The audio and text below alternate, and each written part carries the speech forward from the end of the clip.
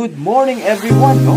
For today's video, I will be sharing to you a life of a dad in the morning. So first thing first, magpainit ng tubig. Importante po yan. Sa daddy na maaga gumigising, kape ang pinakauna. Isunod naman natin ang pag-prepare ng ating mga lulutuin for today. So, naka-line up na po yan. Una, pagkainit ng tubig, lalagay natin yung ating bigas. Then, meron din tayong ulam. Like, for today's is, we're gonna be cooking sinigang na bangus. So, di talaga nawawala yan sa umaga, ang kape ni Daddy. Pero I'm preparing now not just for my coffee, but also for my kids. So, hati-hati na yan, no? Imagine that, 2 cups of coffee and milk will be shared to 4 of us. Kasi tulog pa si Mommy. Okay? So, yun na nga. Nakaabang na yung isa kong anak na si Jonah. Pero, yun lang, mainit pa. That is Nene. Do you like it, Nay? Very good. How about you, Dre? You like the hot milk? Nice. So, yun na nga. After checking the rice, parang luto na yata. So, probably I'll be cooking. Next will be the sinigang. So, before natin maluluto yan, lilinisan muna natin yung mga ricados. Like the tangkong, yung kamatis, huhugasan natin yan. Yung labanos, at isusunod natin yung isda. Kukuha natin ng mga kaliskis. Itong isda naman is sobrang healthy. Kaya masarap ito, lalo sa mga bata at sa pang sinigang. So, after malinisa at makunan ng mga kanyang, what do you call this in Bisaya, is the himbis, set aside mo lang. So, yun nga, no, ang iba dyan is meron ng pre-cleaned or nakahimay na at naka-slice na yung nabili nilang bangus. Pero I preferred ako mismo yung mag-slice at maglilinis para makita ko talaga na buo pa yung isda at fresh na fresh pa talaga before to proceed. So, dito naman, kukunan na natin lilinisan na natin yung ating tangkong or the spinach.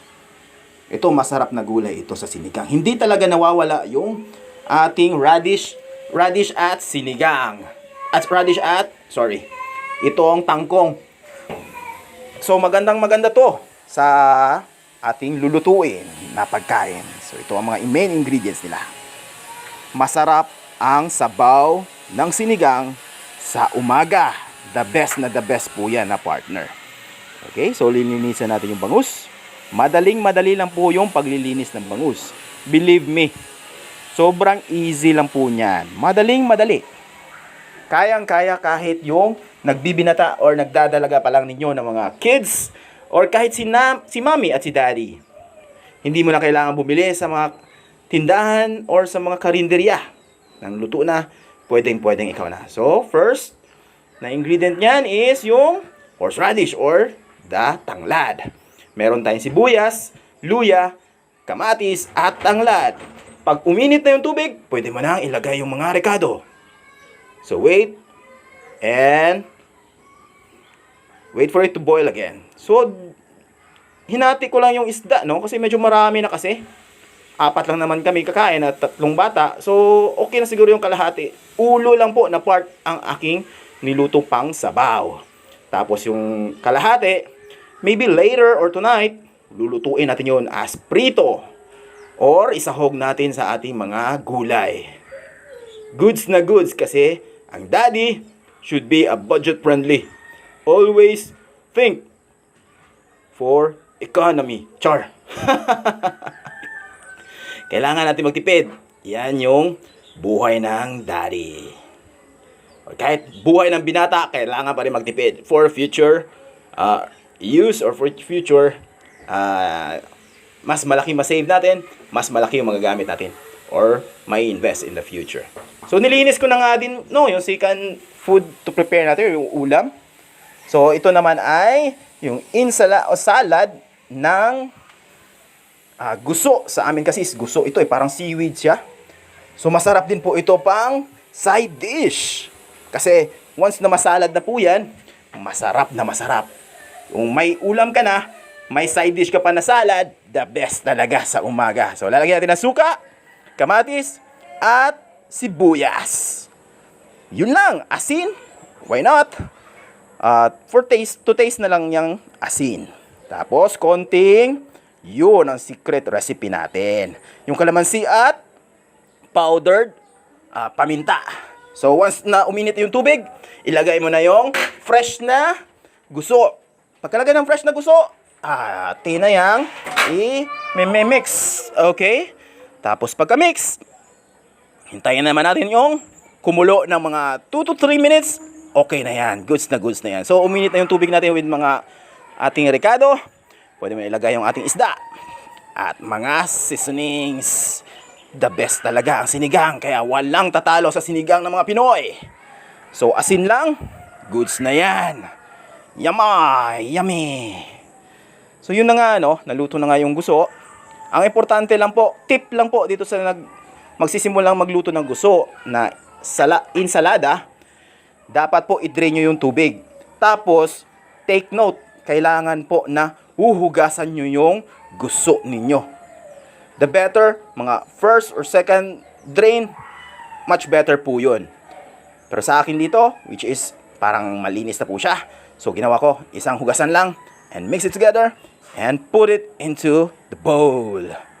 Okay? Basta mahugasan nyo po yung guso na freshly boiled, freshly cooked, okay na po yan. Goods na po yan. Basta huhugasan nyo po before eating it. So nilagyan natin ng luya. Tinadtad na luya. So, dito pa lang, parang nagugutom na si Dad. Kahit nakakape na, iba pa rin talaga ang pag nakakain na. Okay? Iba talaga pag kumain ka na at tapos ka na sa iyong breakfast. Kape lang, kulang talaga yan. So, dito tayo bumalik sa bangus na niluto ng sinigang. Kumulo na yung tubig with the bangus. So, nilagay ko na yung ating gulay na leafy vegetables. Ito ang isa sa pinaka-paborito ko pag kumakain ako ng sinigang. Yung leafy vegetables. Goods na ako dyan, kahit walang isda, kahit sabaw lang. Goods na ako dyan. Napakasarap po kasi ng gulay pag naluto with the sinigang mixed. So yun na nga, naluto na siya, tinikman. Sarap.